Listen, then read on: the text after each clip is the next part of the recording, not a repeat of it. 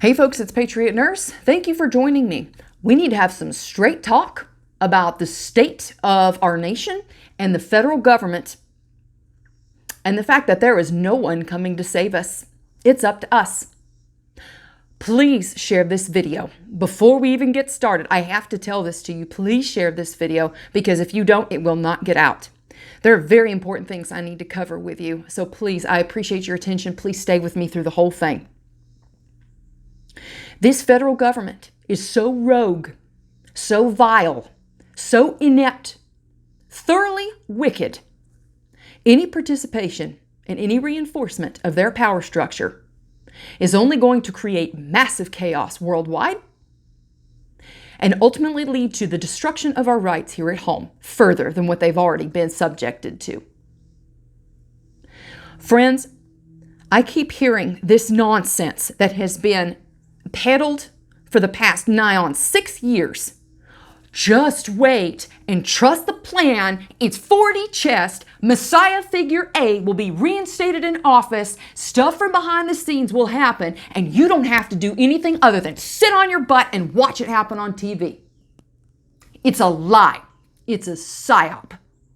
There is no one coming to save us. There is nobody working behind the scenes on the federal level to magically put somebody in who's going to safeguard our rights. It is gone. You have two options at this point that involve protecting your rights and radically castrating the power of the federal government that don't involve massive bloodshed. The Convention of States and secession are your only two options.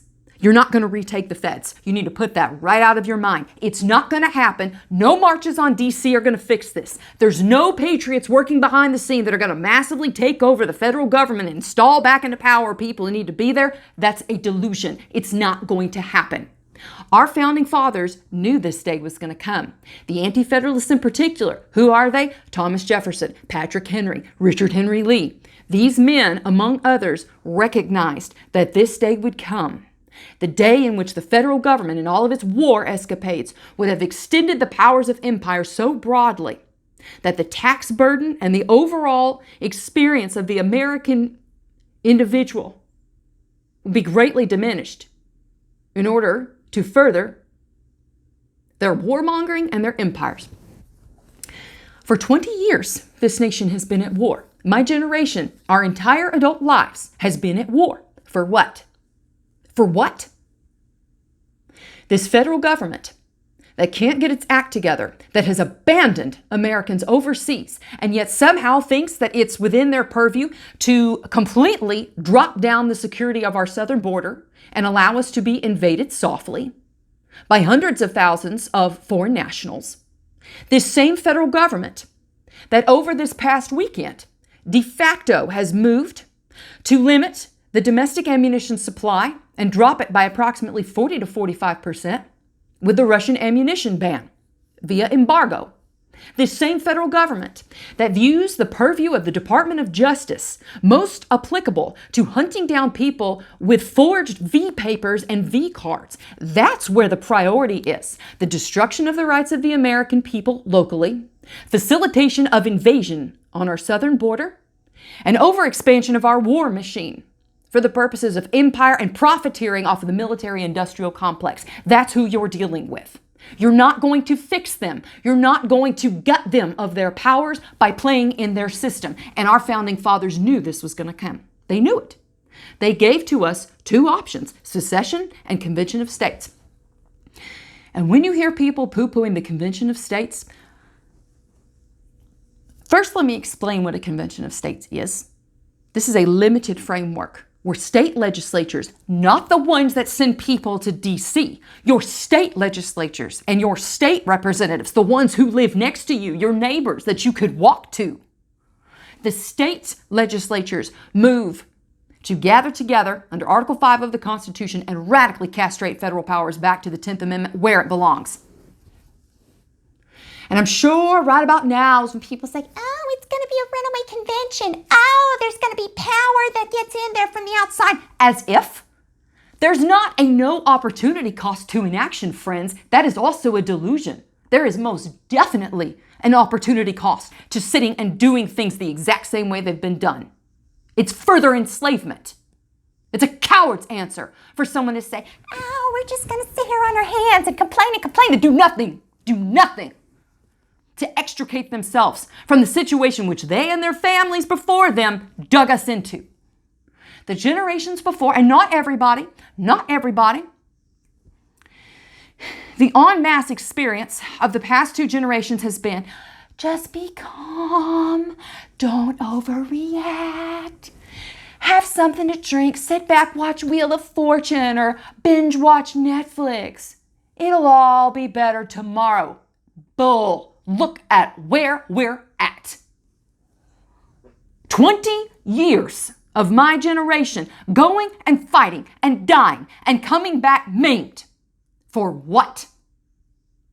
So that I can have to worry about the government listening to me on my phone? So that I have to go through X number of humiliating steps to get on a freaking plane? So that this same federal government now is weaponizing the entity itself against Americans who hold traditional and constitutional values? The people who are saying, oh, don't do the Convention of States. Here's my question to you. What's your other solution that doesn't involve bloodshed and that produces action at some point? You've got none. None. It is a child's response and a coward's answer to sit there and say the vehicle which the founders gave us to fix the very situation we're in isn't good enough, and sitting and doing nothing is somehow better and superior than fixing it the way they told us to. Unless you're smarter than the founding fathers, be quiet about it. Quit lying to people. Quit fomenting this Messiah complex idea that someone's going to parachute out in the bottom of the ninth with the bases loaded, with full count, and somehow is going to fix everything. Nonsense. A child and a coward would put that option forward. Why is that? Because it asks nothing of you other than to sit and complain. It asks nothing of us. It asks no diligence. All we have to do is pick up the freaking phone and call our legislatures. Many states have already signed on to the Convention of States. I'll put links in the description box below to make it insultingly easy for you to get involved. You don't want to do secession? Oh, that was decided at Gettysburg. Rather than make this a civics lesson that will not be received by the vast majority of people, there is no fixing this at the federal level. No participation in presidential elections from this point forward is going to fix a freaking thing. That is delusional. Nothing that we've done to participate in their grid has yielded any kind of results other than more debt, more spending, more enslavement, more loss of our rights here domestically, and more overstretching of our empire internationally. I'm tired of seeing news reports of Marines getting killed for what? The best of our nation getting killed for what exactly? No. This monstrosity, this malignant tumor that is the federal government has got to get checked and has to be reined in radically. The only peaceful solutions that you've got are Convention of States or secession. Unless you've got some other solution that's got, I don't know, the wisdom of the founders behind it. Oh, wait, that's right. Those are the only 2 they gave us. People want to quote Jefferson, oh, the tree of liberty must be refreshed from time to time. No, you're not going to do the refreshing of the tree unless you get off your butt and pick up the freaking phone. It would be irresponsible for us to propose such a thing. When the founders gave us the solution, they understood this thing, they crafted it. They were far wiser than we are. The Convention of States radical castration of federal powers under Article 5, restricting the federal powers back to the 10th Amendment where they belong. That's the only solution I see, other than a dystopian future of chaos and of abject servitude. These people are wicked. This federal government is rogue to the point now where they have unelected bureaucrats who are interfering in private agreements. The CDC putting out basically an edict that private contracts have been interdicted, that landlords cannot collect rent. Private people, like small-time people, can't collect rents from their tenants. For how much longer? How much money are they supposed to lose? This is anarchical in the worst sense of the word. It always starts from the top down. Friends, You got to get this video out. If you want to avoid a very dark future, you got two peaceful options. Convention of States is the one that gives us, in my opinion, the best opportunities to keep not only the balance between the state and the federal governments, but to do what the Founding Fathers told us was necessary to do.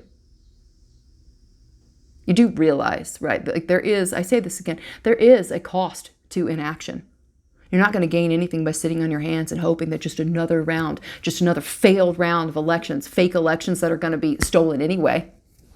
You think that another round of elections participating at the federal level is going to change anything? Of course not. Your only hope is to fix it at the state level. And if you're going to say that, oh, that won't work, it's a runaway convention, give me another option. Oh, that's right, you want to sit and bitch and complain and do nothing. People who want to sit and bitch and complain and do nothing and take no action but want to whine, cannon fodder of history, man. Dime a dozen.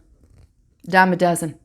The same people who, like after the victory's been won, will say, oh, I was with them all along. Pfft. No. You want to be a leader? You want to be courageous? You want to do something that will actually curtail the Fed's power? Like, even if Joe Biden's out, guys, I'll say this again, like, even if Joe Biden is out, look at the top 5 in line for presidential succession. There's nobody there that's a friend of freedom. This thing's broken. It needs to get cut off. It's a gangrenous limb. You know what you do in order to save a body when you've got a gangrenous limb? You cut it off in hopes that it doesn't get septic and spread to the entire corpus of the body. You want to save any semblance of how we've been set up in the United States? You've got to. That's the only option that we have. All that to say, if it doesn't go through, if these people continue unabated in the expansion of their power, it will be disastrous. It will be utter ruin for us. You need to have your food stored up. You need to have a way to defend and protect yourselves. And you need to be able to take care of your family's medical needs at home. Delta Airlines already announced that it would be increasing premiums, healthcare premiums monthly by, I think, $200 for anyone who did not elect to roll up their sleeve. It's just the beginning. They're going to weaponize every possible aspect of anything associated with federal power against people who would strive to hold on to their rights.